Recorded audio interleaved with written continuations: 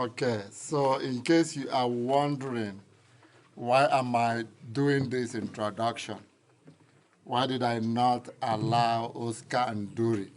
Does it mean that Oscar cannot do it? He can. As you have seen, he does. I am introducing one of my mentors. I'm introducing my dissertation director.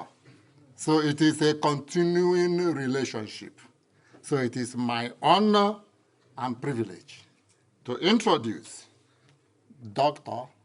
John Dadosky, a professor of philosophy and theology at Regis College, St. Michael's School of Theology, University of Toronto.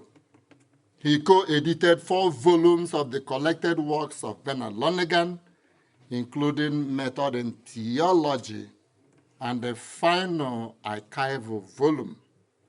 He has authored several books and published numerous articles on Lonergan, bringing his thought into engagement with ecclesiology, friendship, beauty, love, Vatican II, and dialogue with Buddhism. Don't allow me to say more. If not, he will not have time for his lecture. Please, Professor John Dadosky.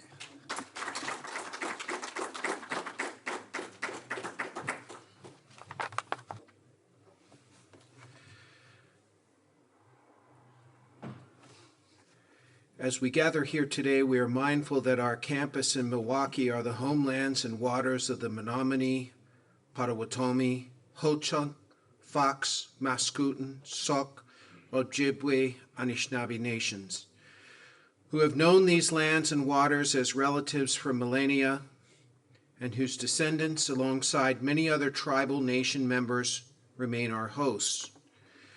We also remember the brave Indigenous members who have served and currently serve in the armed forces to protect this land, and we pray for their intercession that God continues to bless and protect these lands. What value, if any, does the Canadian philosopher and theologian Bernard Lonergan, 1904 to 1984, have to contribute to a context of decolonization? Does his social location as a 20th century white male, Catholic priest, erudite and abstract philosophical thinker make him irrelevant to any discussion of the issues that decoloniality raises? Is he complicit in advancing a colonial agenda, either explicitly or implicitly? This presentation is my response to those questions. Professor Reed Laughlin, as lead researcher along with co-applicants Darren Diaz and Concordia University professor Christine Jameson, are currently co-leading a major research project which was supported by a substantial Canadian government-funded grant. The title of the project is Transcendental Method, Spiritual Violence and Genocide, turning to the person of Bernard Lonergan in the context of settler colonialism. In publicly advertising this undertaking at the University of St. Michael's College in Toronto, they say that they will, quote, turn to the person rather than turning to the subject, end quote, referencing what they call the methodological approach of Boston College Emeritus Professor M. Sean Copeland. These 3 leaders and some of the 8 research participants of the research study are current or former members of the Lonergan Research Institute Board at Regis College and the University of Toronto. I was very surprised to only learn about this project well after it was underway. Nevertheless, having studied Lonergan for over 30 years and personally cataloging most of his personal papers as a graduate student, I feel it is important for me to address the matter publicly because of the significance of the subject and the way the research project is being approached by many of the researchers. My engagement with this topic does not indicate an endorsement or participation in the formal project, and I highlight some of the positive work of the researchers as well.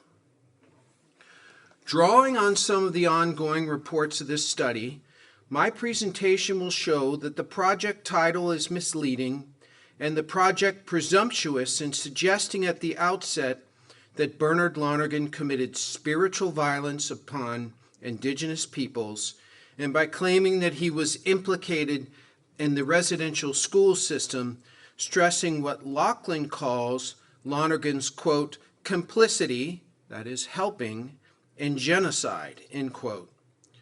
Loughlin's interim research report is titled, quote, Bystander to Genocide, Bernard Lonergan and the Legacy of Indian Residential Schools. And he phrases that as a question. In contrast, I will show how various anti-colonialist assumptions and criticisms of Lonergan are simply unfounded. The paper will also clearly outline the significant ways in which the evolving and groundbreaking philosophical theology of the Jesuit genius creatively resisted destructive attitudes and practices in stimulating positive relations and constructive interreligious dialogue with the religious cultural other. Within my framework of theory and praxis, I will also highlight the rich legacy of scholarship in various decolonial, racial, and cultural discourses, scholars who have specifically resourced Lonergan in their methodologies, which the researchers I just mentioned do not seem to be seeking to address. Although the research project is not concluded, my critique today is aimed at strengthening the scholarship by addressing these current omissions. I also appreciate that my defense of Lonergan in this paper might possibly influence developments of the project researchers.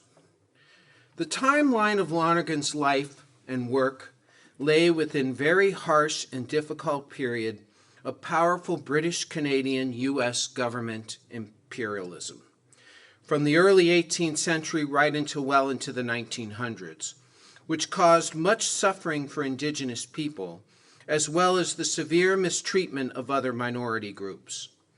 However, from the evidence, it appears that Lonergan had nothing whatsoever to do with residential schools or what are called boarding schools in the USA.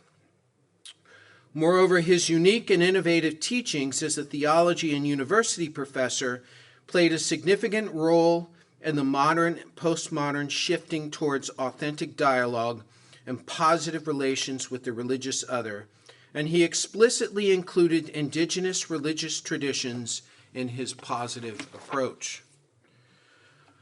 I will also show how certain anti-colonial attitudes have paradoxically become destructively colonial in their methodologies.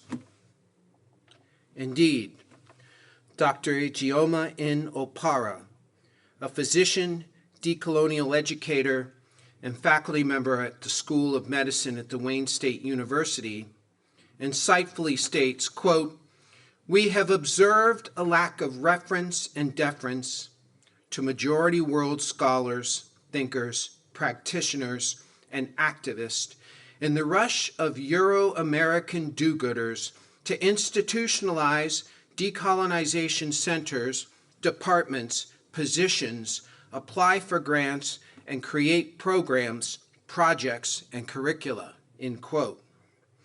For me, Dr. Opara's observations apply to Father Lonergan as well, with the unjustifiable loss of his well-deserving reverence and deference by Euro-American do-gooders. I will highlight Dr. Opara's perspective again at the end of my talk. However, I need to begin with a brief narrative of my interest and relations with First Nations people and thought.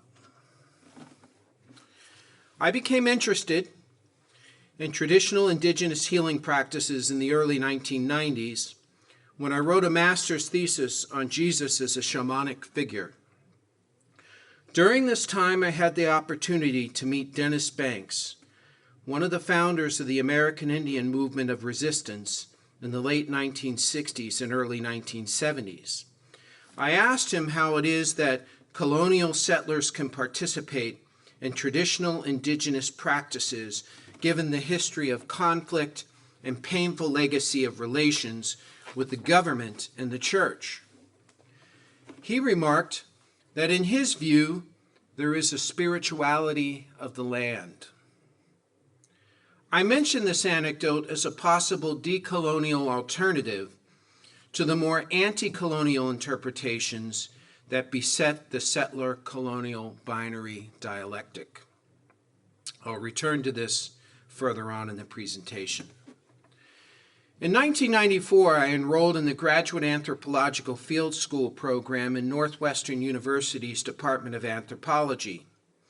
Some 24 students spent several months on the Diné Navajo Reservation choosing a project to work on while also volunteering at various social agencies across the reservation.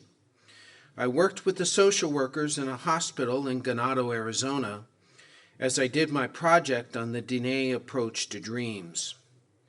I was introduced to various Diné rituals, which included a blessing way ceremony with myself as the patient. About 10 years later, in 2005, I returned to the Navajo Nation with a Lilly grant to research the Diné approach to beauty. I took courses in Navajo language and culture at Diné College in Saley, Arizona. I had been motivated by Hans Urs von Balthasar's admission that his own theological aesthetics was, in his words, all too Mediterranean. The Navajo had never lost their sense of beauty, as well as many other spiritual rituals and beliefs, despite their colonial sufferings. Their notion of beauty, while not a romantic one, is holistic, sophisticated, and central to their entire worldview. It is at once aesthetic, religious, moral, psychological, and intellectual. That perspective, along with the Japanese notion of aesthetics, formed a chapter of my 2014 book on beauty, which is an attempt to provide Balthasar with a philosophical notion of beauty based on the thought of Bernard Lonergan. As a theology professor with experience in interreligious encounters, I've had the privilege of teaching Indigenous students over the years and currently directing an Indigenous doctoral student. In my role as the Scarborough Missions Chair of Interreligious Dialogue from 2021 to 2024, and as director of the Fraser Center for Practical Theology, I organized and facilitated dialogues focused on Indigenous issues and the relationships between Indigenous communities and other faith traditions. Most recently, in the summer of 2024, I had the opportunity as a chaplain in the Canadian Armed Forces Reserve to support the culture-based basic training for Indigenous members throughout Ontario. I worked alongside elders who were also supporting the candidates spiritually. Section 3, returning to the person of Lonergan, an initial defense. In an interim report posted on May 22, 2025, concerning the research project I outlined above, Lachlan writes, and I quote, Lonergan's complicity in genocide is highlighted in his 1940 quote, which is, Jesuits in China had to learn a culture, Jesuits in Canada had to create a civilization, end quote. Lachlan continues, Lonergan's treatment of the residential school system is characterized by his non-acknowledgement of it evidenced by his 1971 interview in Montreal, where he selectively acknowledges traditional practices of the Dakota Sioux while ignoring the Akwesasne Nation blockade of the Cornwall-Messina Bridge and other sovereignty movements closer to home, end quote. First, I find it odd that there is no mention of the significant legal settlement tied to the Indian Residential School Settlement Agreement or the Truth and Reconciliation Commission in any of the current interim research reports, which are available online. The Truth and Reconciliation Commission emerged from the legal settlement between residential school survivors, the Assembly of First Nations, Inuit representatives, and the parties responsible for the creation and operation of the schools, the federal government, and the church bodies, end quote. This settlement led to numerous constructive follow-up actions supporting reconciliation efforts, including public apologies, financial compensation, and other significant calls to action. Second, and invoking just these two quotes that are more than 30 years apart, Lachlan does not account for the development of Lonergan's thought over time, let alone even suggest that such a movement might have actually occurred. As I will explain, Lonergan claims that his colonial attitudes, which he refers to as a classicist mindset, were initially disrupted with his reading of Christopher Dawson's The Age of the Gods in 1930, when Lonergan was about 25 years old. Of course, his transformation was not once for all, but rather gradual. Although the source of the quote that Lachlan cites is not given, it matches closely a comment by Lonergan in Collected Works, Volume 20.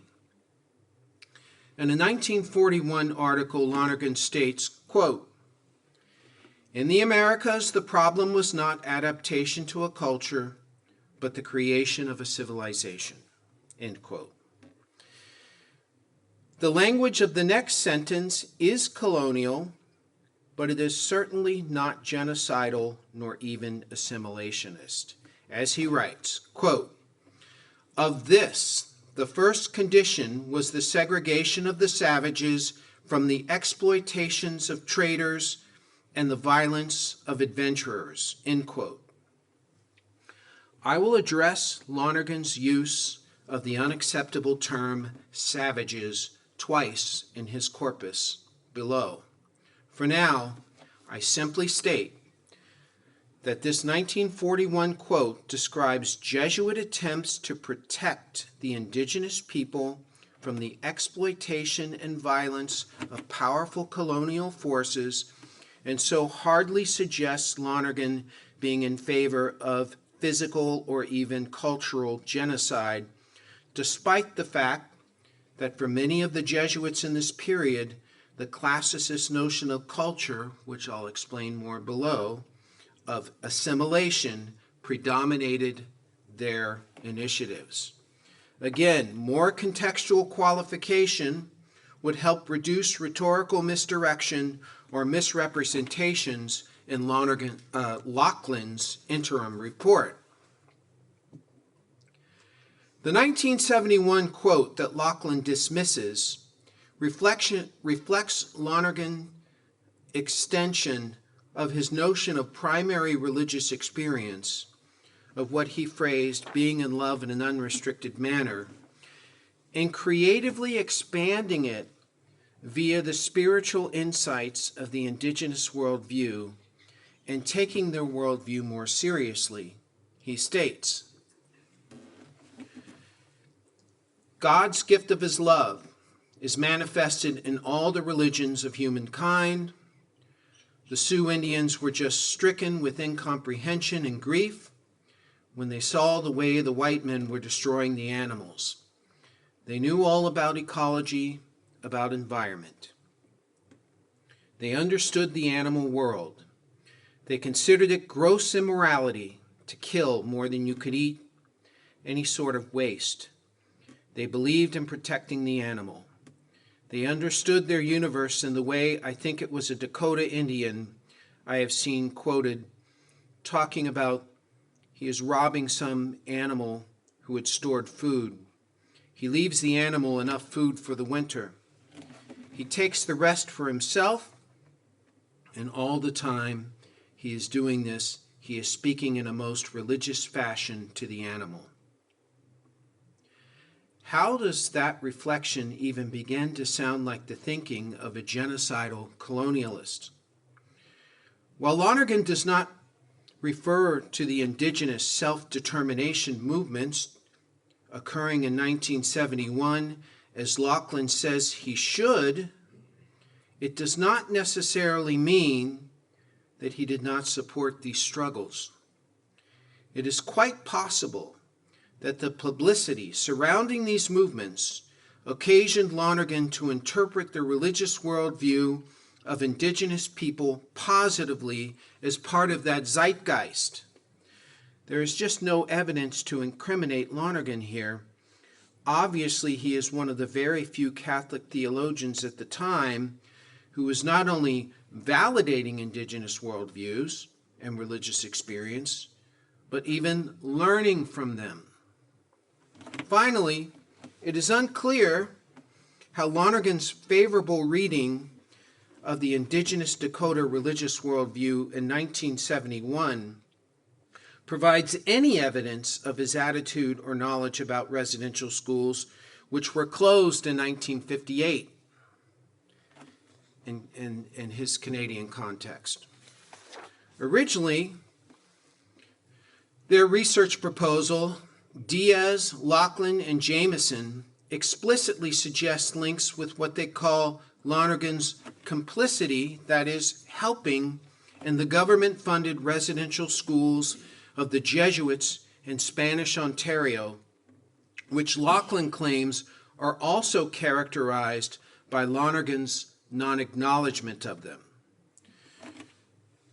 These are the two Jesuit residential schools for boys and girls which operated from 1913 to 1958, with the latter being run by the Daughters of the Heart of Mary.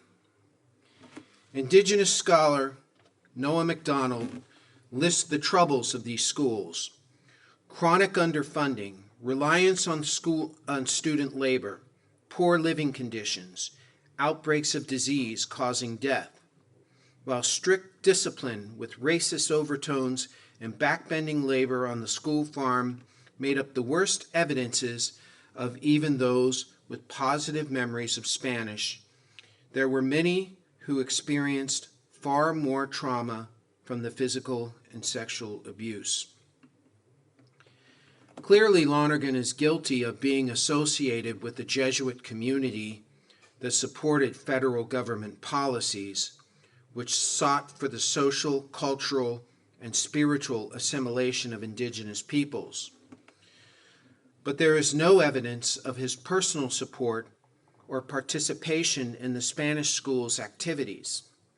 In an interim report, Jesuit historian John Meehan claims he, quote, found none. He found no evidence at all.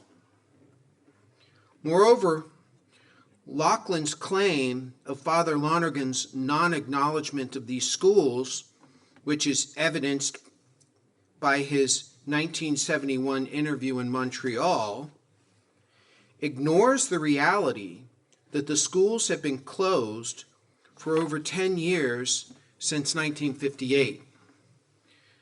Now, while Lonergan could have apologized for the Spanish schools in 1971, and perhaps he should have, sustained public criticism of the whole system only gained traction in the 1980s and 1990s with testimonies and lawsuits from former students, families, and communities.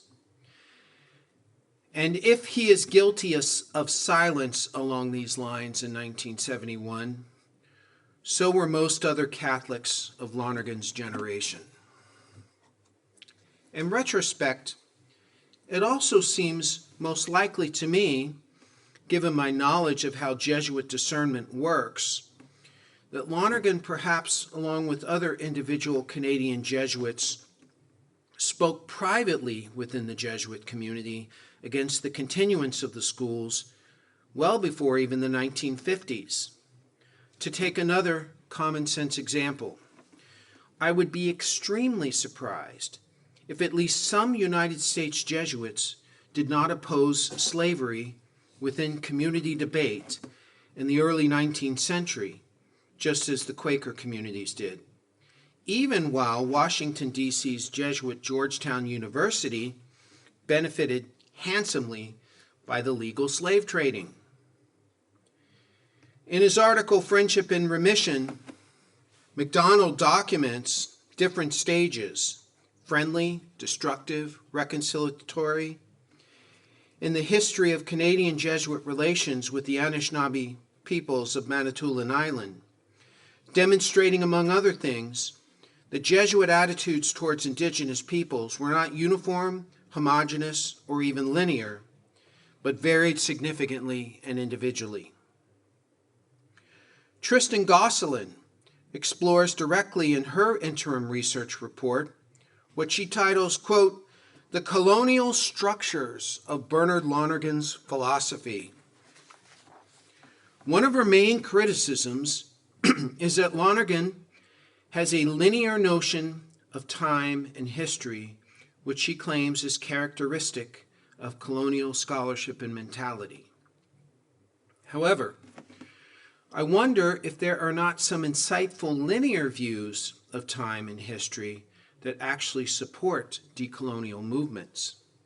For example, what about sophisticated views of creative and constructive interreligious dialogue coming from a variety of traditions that envision future progressive and harmonious spiritual, cultural, political relationship, along the lines of what I have argued for in the development of Lonergan's thought as a fourth stage of meaning. But I should also add that while it is true that Lonergan does lay out his conceptions in a linear way, in fact, his notions of time, history, and development are much more complex and need to be properly nuanced. Lonergan talks about a theology of history as one consisting of three components: progress, decline, and redemption. But this is not linear. At any time in history, there is a manifold simultaneous dialectic between progress, decline, and redemption, even while there is directedness to history. However, even history need not be conceived of as linear. Second, Lonergan's theory of emergent probability, formulated by 1957, provides a principle of development underlying all processes accounting for the probabilities of emergence, survival, and extinction, and may offer a framework for a theistic alternative to evolutionary theory. To be very succinct and metaphorical here, one could say that emergent probability is like the maternal womb for the unfolding of all life. Notably, this concept parallels the Diné Navajo notion of upward emergence from the earth between the four sacred mountains, indicating a theoretically compatible understanding of directed development without imposing a colonial framework. Section 4, some specifics of Lonergan's development. Despite his intellectual shift from a classicist mentality, beginning in 1930, which I mentioned above, we find two places from Lonergan's publications from the 1940s where he uses the pejorative term savages, referring to indigenous peoples. Certainly, Lonergan did not have to use this derogatory term, even in these contexts, and he did not use them before these instances or later. Also, he used the term Sioux, which Dr. Major qualified for us yesterday, which is considered a pejorative term by many, given its association with the enemy of the Lakota, Dakota, and Nakota. One might consider the influential ethnographical works that would have shaped the common sense world during Lonergan's early writing, which used the term savage in the titles of their books, such as Bronislaw Malinowski, Tom Harrison, and Claude Lévi-Strauss. However, Lévi-Strauss's intention in his work is to argue that the indigenous way of knowing is not inferior to Westerners, but rather a different way of knowing, a perspective which Lonergan also espouses. Moreover, it strikes me that the fact that Lonergan only uses the term savages twice in his voluminous writings might suggest that he was uncomfortable with the term and intentionally stopped using it. Incidentally, but related, writing in 1941 as well, Lonergan also warned against a Nazi mentality that supports a massive and violent defense against them in the Second World War, but he does so in a way that includes deep self-reflection and moral spiritual transformation. And I quote, "There is indeed an immediate and imperious necessity to rid the world of Hitler and all he stands for, but there is a deeper and more long-standing need for an inner victory for the dethronement of the petty Hitlers in the hearts of us all," end quote. In addition to supporting Lonergan's stance against physical genocide, can we apply the same analogy Lonergan uses to describe Hitler in 1941 and ask if we need to dethrone the colonizer in us all? More significantly and influentially, in 1972, in Method and Theology, Lonergan integrated his own performative critique of classicist culture to one foundational to his whole enterprise of method and theology. He identified classicist culture's demise. He opened his treatise on method with this quote, "The classicist notion of culture was normative. At least de jure, there was one culture that was both universal and permanent. To its norms and ideals might aspire the uncultured, whether they were the young, or the people, or the natives, or the barbarians. Besides the classicists, there is also the empirical notion of culture. It is the set of meanings and values that informs a way of life."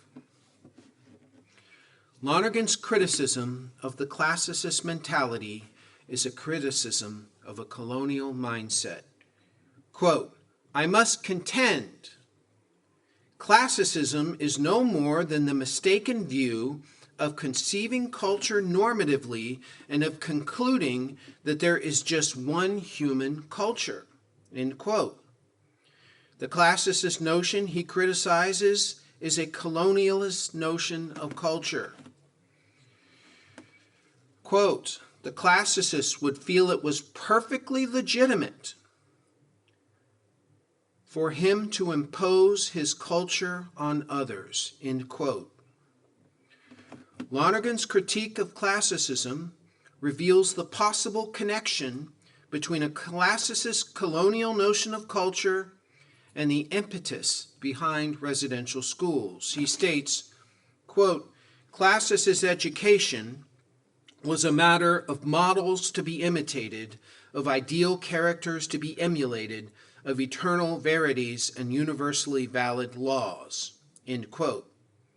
Classicist culture sought to supplant indigenous culture with Western culture.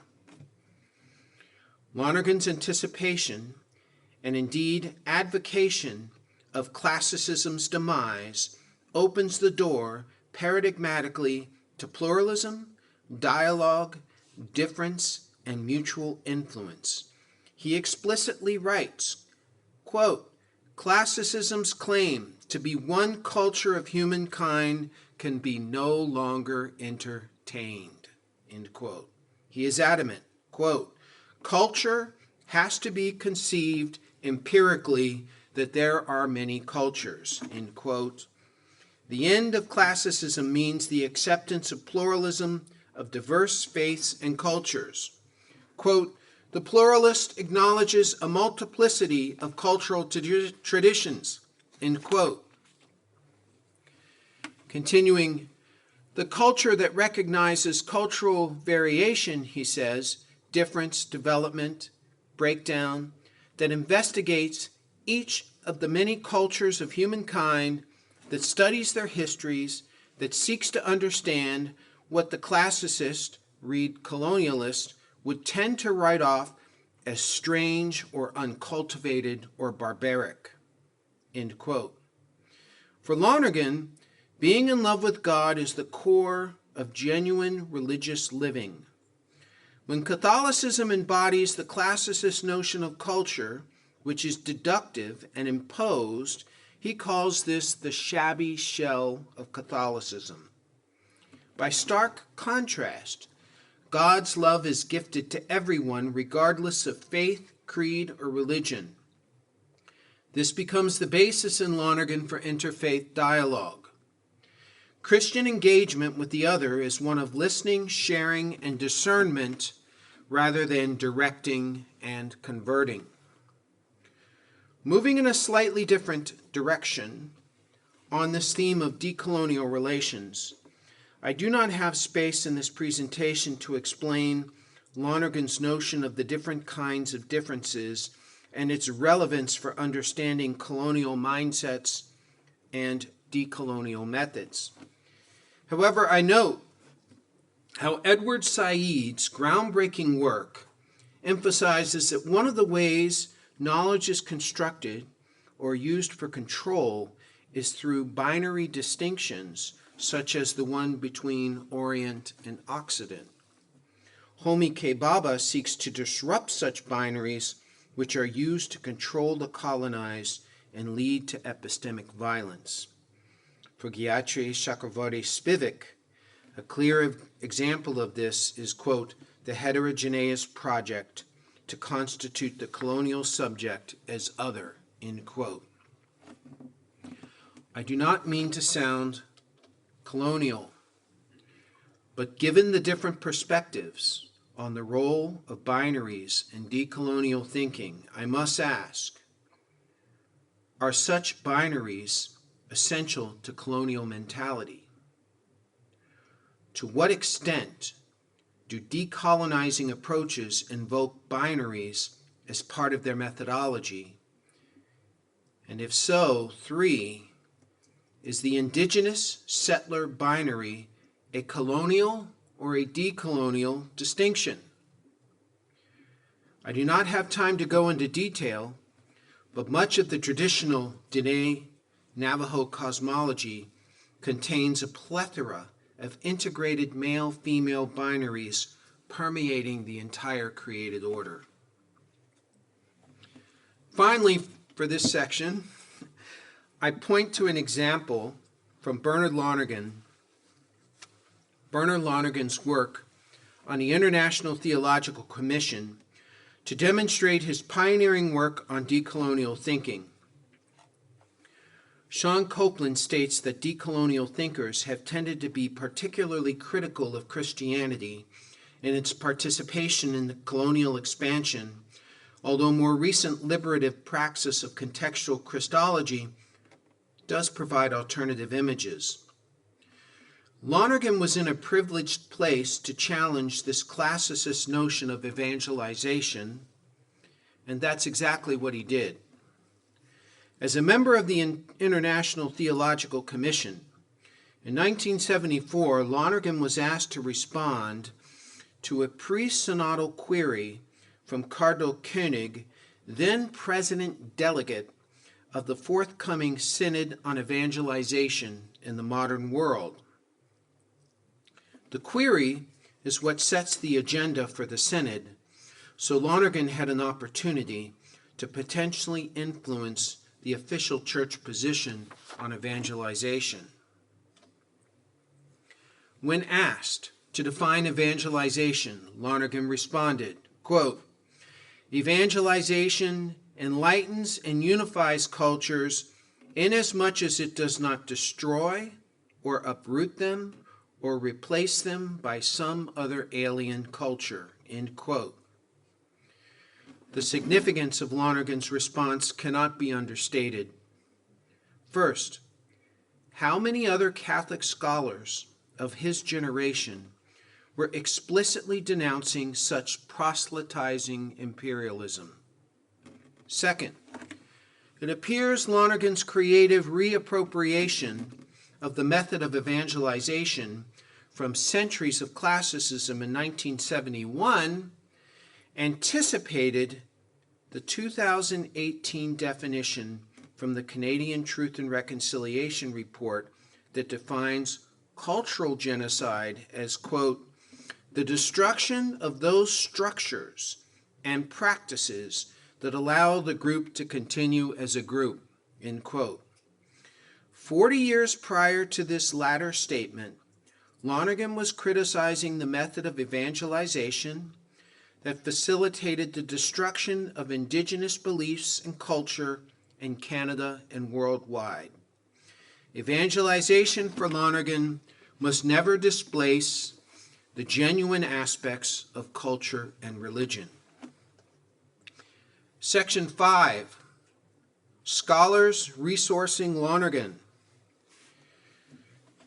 Upon receiving the John Courtney Murray Award in 2018, an award that the Catholic Theological Society of America grants annually to a recipient of significant contribution, Professor Sean M. Copeland publicly thanked her two intellectual mentors, James Cone and Bernard Lonergan.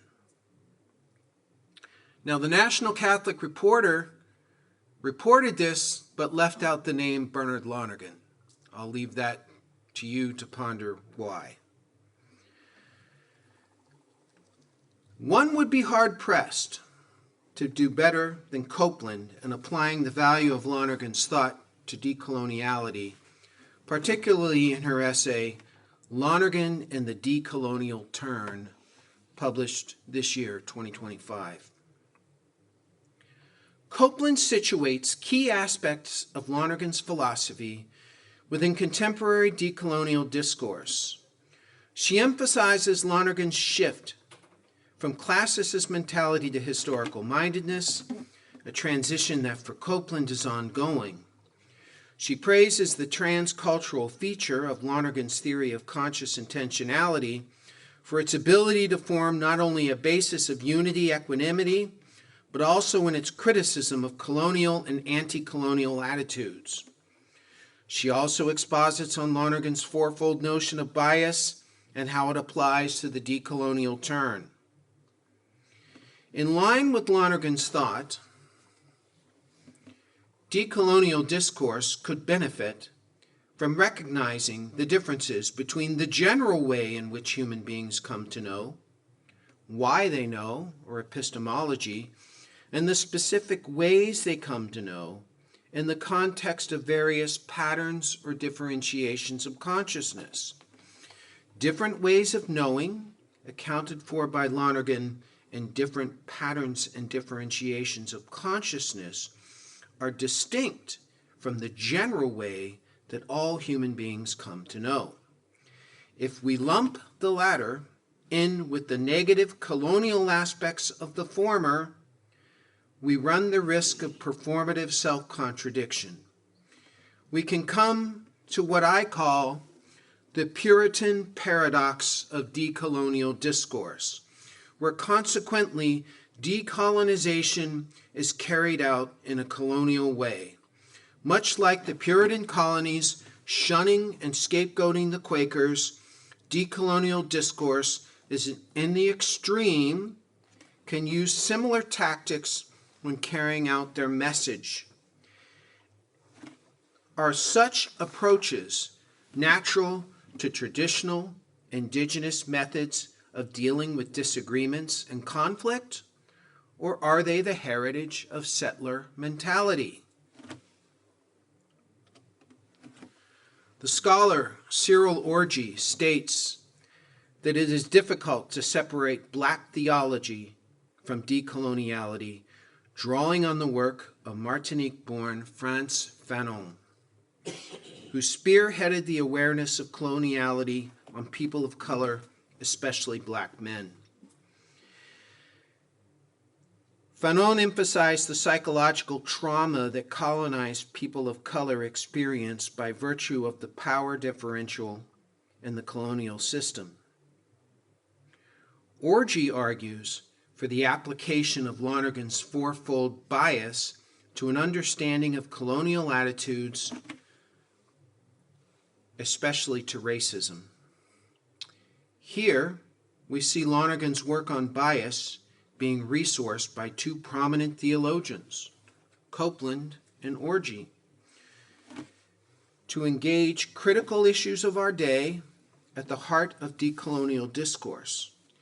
Like Copeland, Orji also sees something of value that Lonergan's work has to offer. He states, quote, "It is becoming trite to have to address why one would employ theological categories derived from a so-called white Western thinker in black theology.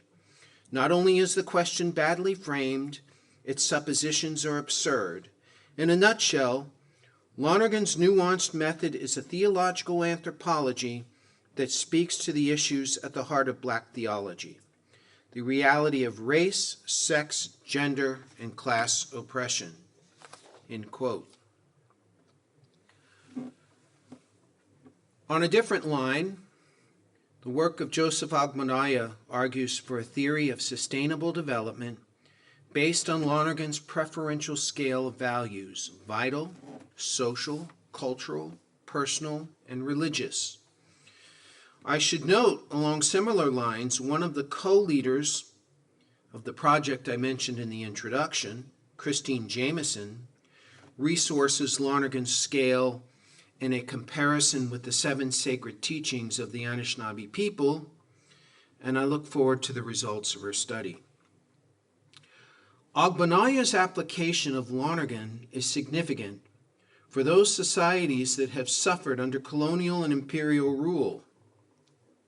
Such struggling countries are better served by a theory of development that respects the integrity of the full human spirit. One primary advantage of Agbanaya's argument is that it advocates for an implementation of Lonergan's scale of values in order to prevent the distortion that can result by emphasizing some values over others and or neglecting others. Religious values, often negatively affected by the legacy of colonialism, are extremely important for the billions of people the UN attempts to serve. Nevertheless, as a secular institution, the United Nations does not explicitly account for integrating the religious values into its development goals. Is it not colonialist move to attempt to implement integral development in a society while neglecting the religious values that these communities find important or even essential to their lives? 3 other scholars have found resources in Lonergan particularly helpful when engaging indigenous cultures, and I will go over them briefly. Carl Starkloff was an American Jesuit who worked most of his career with the Anishinaabe of Ontario in Canada and the Arapaho of the Wind River in the southwestern United States. In his book, People of the Center, American Indian Religion and Christianity, written some 50 years ago in 1974, Starclough writes about the challenges and painful plight of indigenous people in a post-colonial context. In a later work toward a theology of the in-between, Starclough deliberately engages Lonergan's 8 functional specialties in an experiment exploring syncretic process and dual religious participation in indigenous cultures. Concerning the value of Lonergan's work, Starclough first cites the Canadian Jesuits' insistence that any kind of Christian evangelization should not be imposed. Second, he credits Lonergan's method as antedating the discussions on enculturation that followed Vatican II. And 3, Starclough emphasizes Lonergan's insistence on authenticity and the overcoming of bias when engaging the other. Starclough resources from Lonergan a call for, quote, a liberation from narrow religious perspectives in one's own Christianity. And those are Starclough's words. Frank Fletcher, engaged in the indigenous Kooris of southeastern Australia, in his lifelong goal to improve and challenge Christian Australian attitudes towards Aboriginal worldviews through dialogue, mutual understanding, and deeper appreciation.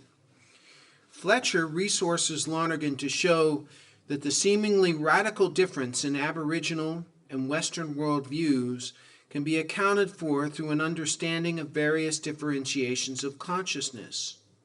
His book, Jesus and the Dreaming, Discovering an Australian Spirituality Through Aboriginal Christian Dialogue, gives what is described by an admiring reviewer as a, quote, record of progressively deepening reflection in the framework of Bernard Lonergan's 8 functional specialties, end quote. He praises Fletcher's, quote, rebuke to the Australian Christians who have not moved beyond colonial discourse as a powerful contribution. And finally, Michael Stoger, a Canadian Jesuit who worked with the Anishinaabe people of Ontario for most of his career, was on the forefront of developing an enculturated center for Indigenous meetings and worship, the Anishinaabe Center near Espanola, Ontario. Stoger explicitly invokes Lonergan's notion and treatment of the functional specialty history, which in a word, history judges what is going forward in the life of the community or institution. Stoger observes pivotal moments in the Church's attitudes towards Aboriginal rights, such as the papacy of Leo XIII, where there is a shift of priority from evangelization to human rights. Similarly, a development occurs in Paul VI linking justice and liberation to evangelization, what he calls integral liberation. And a third development occurs in John Paul II's acknowledging, quote, the distinctive nature of Aboriginal peoples and their intimate relation to the land, end quote. I note one of the researchers of the Spiritual Violence Project, Christine Vanine, argues for how Lonergan's methodology is supportive of the Indigenous ecological perspective, which is a positive aspect of the study, in my opinion. The point for our purposes is that Lonergan's approach to history guided Stoger's project from beginning to end. Concluding comment. So, these 6 substantial scholars outlined above have relied in significant ways on Lonergan in developing theology in a post-colonial context and criticizing its colonial Eurocentric heritage, highlighting Lonergan's innovative and pioneering work in the field. I am sure there are many others.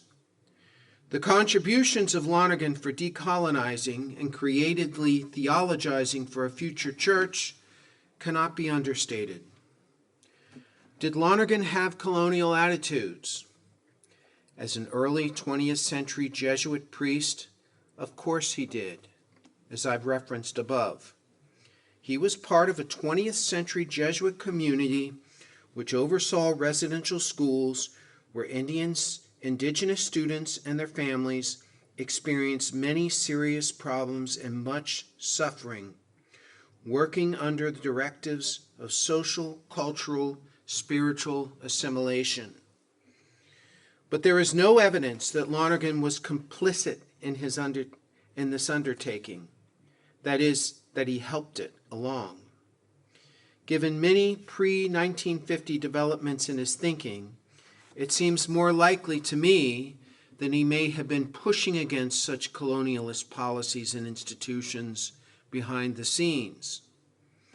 He was a product of his times, and there are reasonable limits to what we can expect from his work. But he also played a key role in liberating the classicist European mindset, which began very early in his professional career, when he began to recognize the importance of history and context.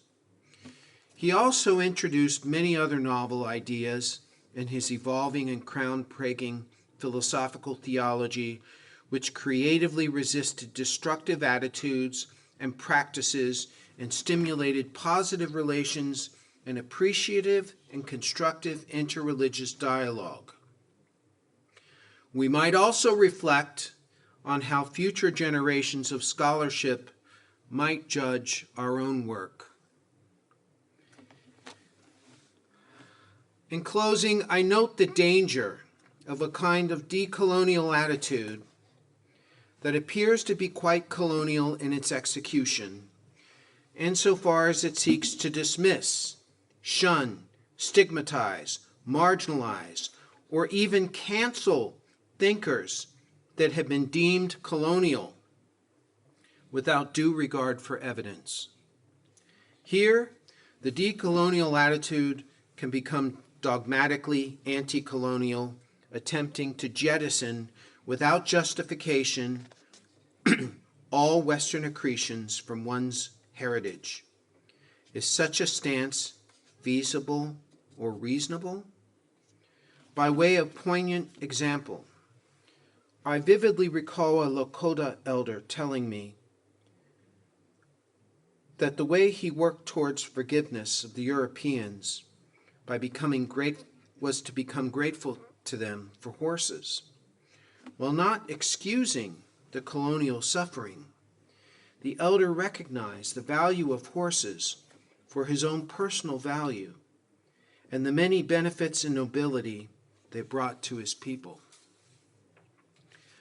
I do not mean to downplay the importance of decolonial hermeneutics or to deny the terrible suffering of colonized indigenous peoples. But I do hope to caution against irrational dismissals on the one hand, while simultaneously taking account of more complicated histories on the other. For example, are we to dismiss Martin Luther King Jr. for his suspicion towards James Baldwin that some scholars believe relate to the latter's homosexuality? Or should Nathaniel Hawthorne be canceled for not helping to advance the United States beyond its terrible history of chattel slavery, when he was criticizing a theocratic culture that carried out brutal acts against Quakers, women, and First Nations people? The point being that the critical reception of historical figures is not always a simple matter. I want to return to a quote by Dr. Ijeoma Opara. She is a refreshing decolonial thinker with an unwitting resonance with Lonergan's basic approach, although she likely has very different views from him in other respects. I found her concerns about some of the unreflective attempts by scholars and media at decolonization to be particularly provocative and insightful. Quote, "The attempt to incorporate the disruptive, violent process of undoing colonization within colonial frameworks and matrices is emblematic of the egocentrism and lack of self-introspection that often peppers well-intended decolonization actors and their actions. Often, they do not do the work of reaching down into the deep place of knowledge inside oneself to touch that terror and loathing of any difference that lives there and see whose face it wears. Often they do not submit themselves to the endless personal and political fracturing that is decolonization.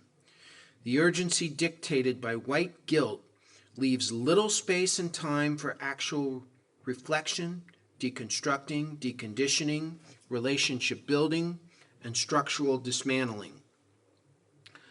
I am left wondering if any of the personal factors related to the tremendous difficulties in undoing colonization that Dr. Opara lists, such as lack of self-introspection and fears of facing our underlying differences, personal and political fracturing, and even our egocentrism, have come into play in the research project I outlined in my introduction.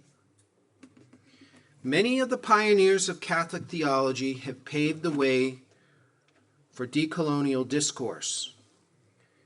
I have demonstrated Lonergan's important contributions. In 2022, during his pilgrimage of reconciliation to the Indigenous peoples of Canada, Pope Francis singled out Lonergan for his emphasis on the love of God without borders and his reflection on the Good Samaritan as responding to the marginalized. Recently, an article appeared in America, the Jesuit Review, calling for Lonergan to be named a Doctor of the Church, with which I heartily agree. While decolonial methods are an essential part of contemporary theology, some of the more extremist and unreflective presumptions and attitudes threaten to throw the baby out with the bathwater. Are we going to abandon all traditional Roman Catholic theology in the face of such anti-colonial, contextual, methodological overreach? That would seem to me to be just another colonial affront. Thank you for your patience.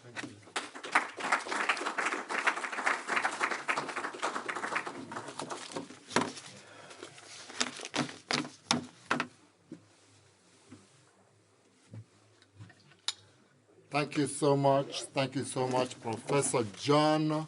You will agree with me that this is very, very stimulating.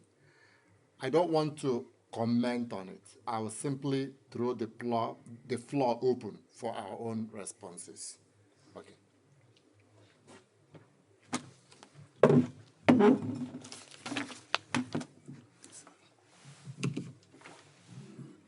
Thank you. Maybe now have some questions.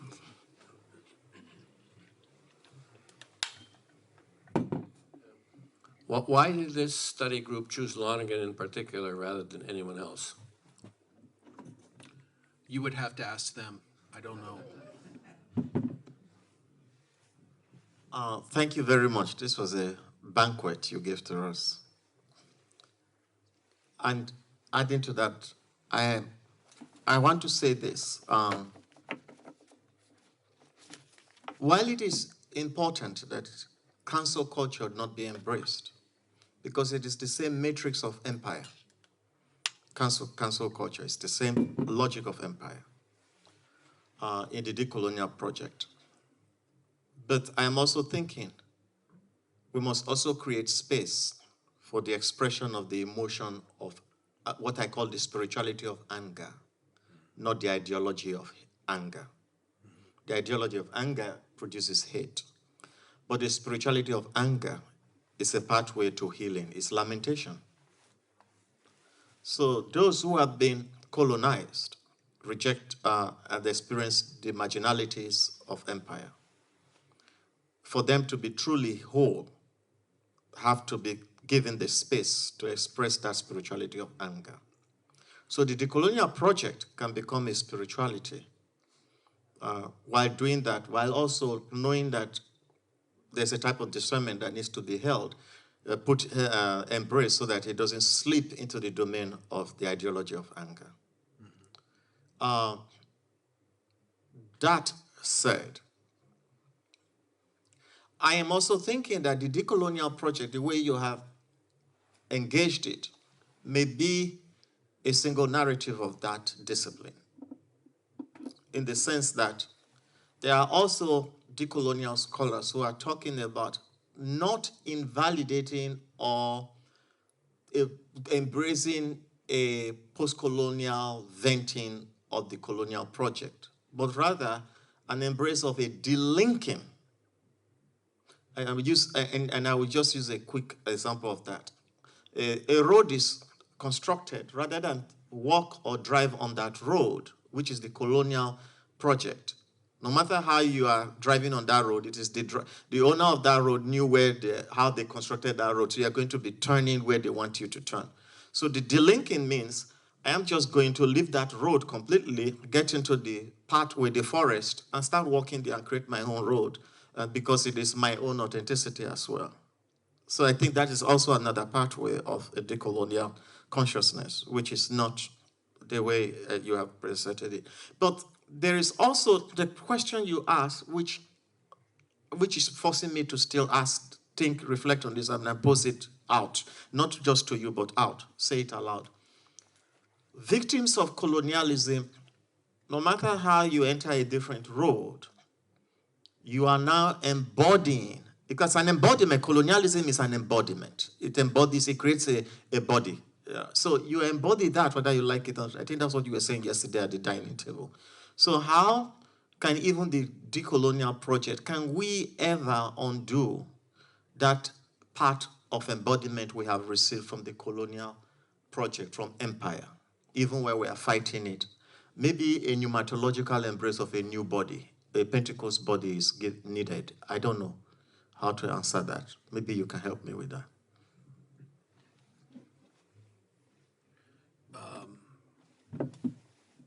Probably not. Those are big questions. I don't have any. I think you're making really good points. I don't really have anything to add to that. I mean, my focus was narrow in the sense that I was addressing certain anti-colonial attitudes, not all of them, but certain ones that I've seen operative in this research project. And my job here is just to defend Bernard Lonergan on that account.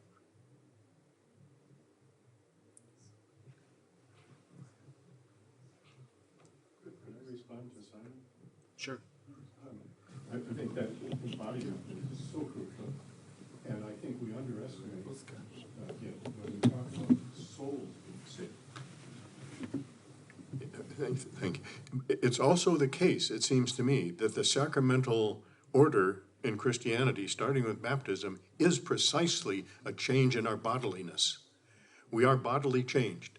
How can we appropriate that, seems to me to be the question. Anyway, thank you.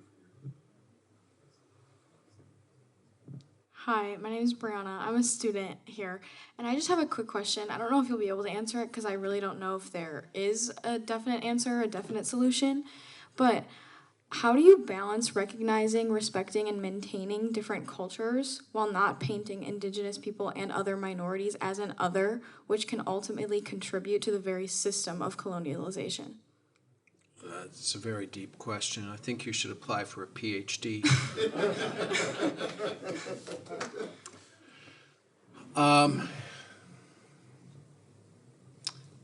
That's why I raised the question about binaries.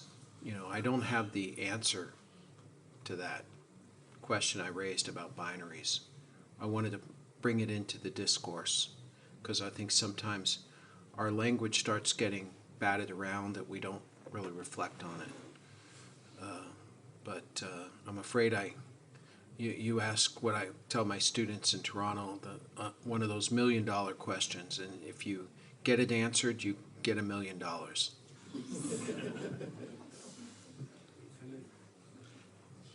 Thank you so much, Albert Froloff, Toronto University. Thank you so much, Professor. Wonderful presentation. And I'm sorry to bring in to the table other global questions, but you mentioned evolution, that there might be some alternative approach to this theory of evolution based on the emergent probability approach.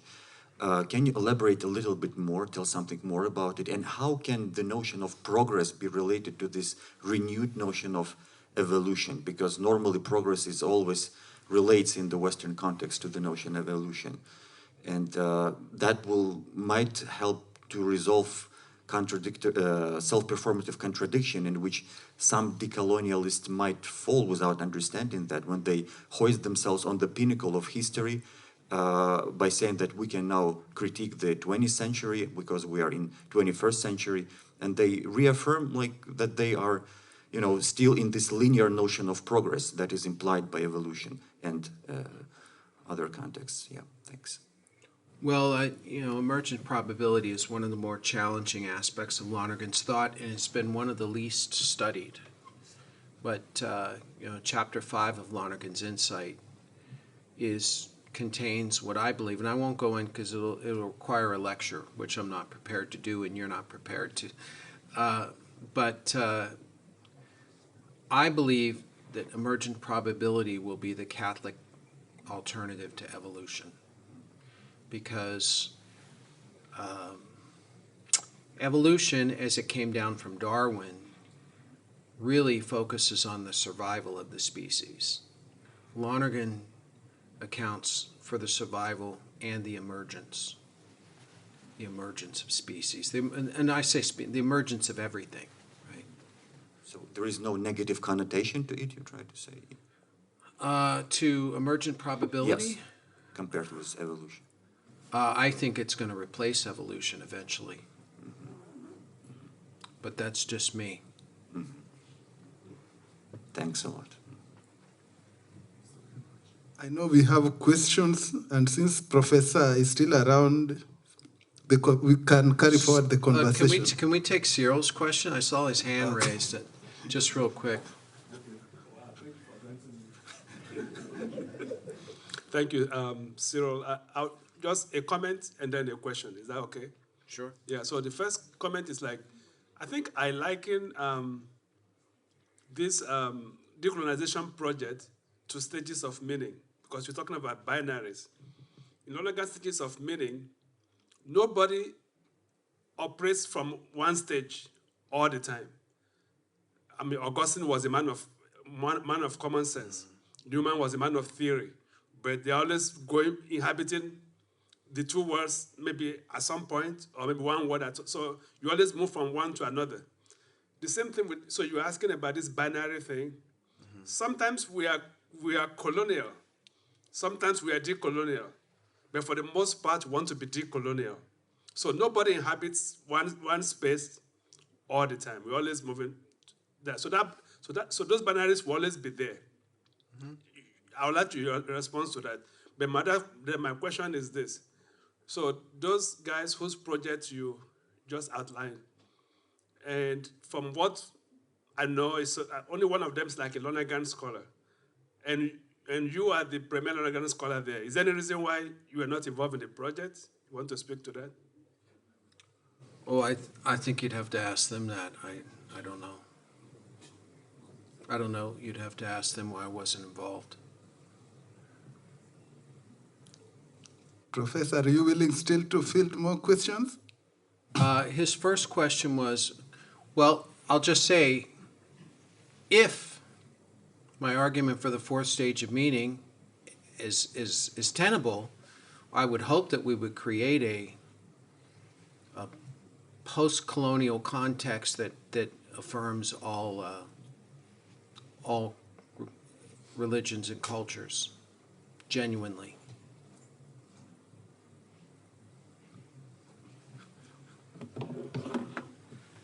Jimmy West, John, that was so informative, and your passion is something that I think all of us could be inspired to bring to theology, that it becomes personal and it becomes a source of love for what we do and the people that have formed us.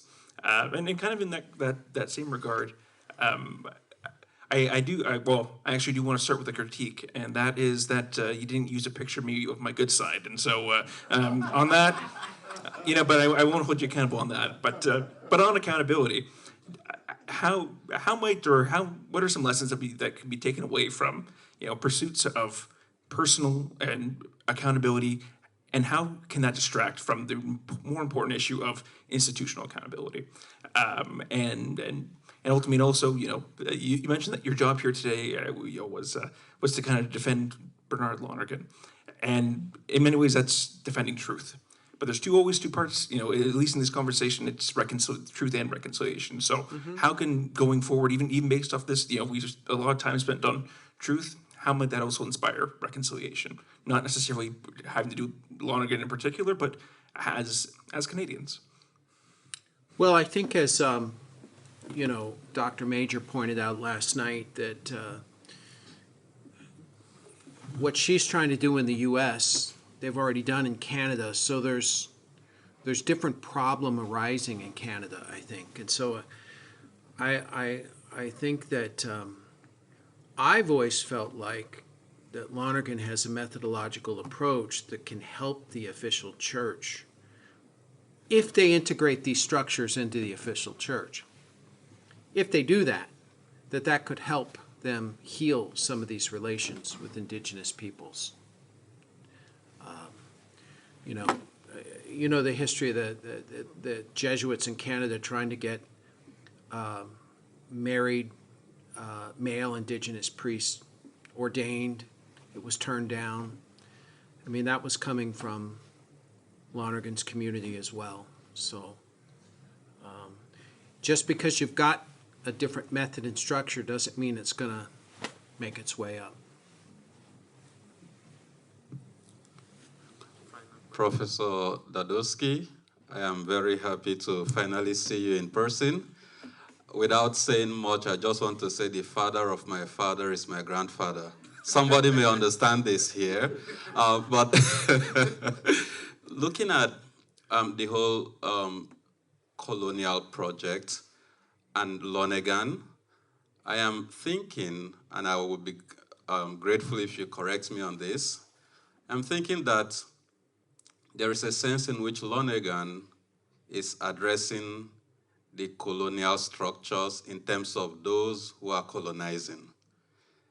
And currently, as things go, we, especially like in African theology, are working, and other indigenous theologies are working more on the people who are more or less victims of those colonial structures. So we have been talking about the mindset that has been colonized. And so my question to you would be, in the conversation on decolonization, Lonergan had those three conversions, and Doran added a psychic conversion. I would like to know if you are on the same page with Doran, and if you think that could be a very important starter of the decolonization conversation. Absolutely. And I think it was significant that Fanon was a psychiatrist, right? His entry into decolonization was through the psychic wounds that people had experienced. So I think I've been calling for the four, along with Doran, for quite some time: psychological conversion, and that's what I prefer to just call it, psychological conversion. And certainly dramatic bias is relevant to healing the colonized and the colonizer, because sometimes the colonizer has a dramatic bias against the colonized. That's got to be healed. Thank you so much, Professor, for your keynote address. We are honored to have you, and may we offer him a round of applause. we now break for lunch, and we shall continue after that. Thank you.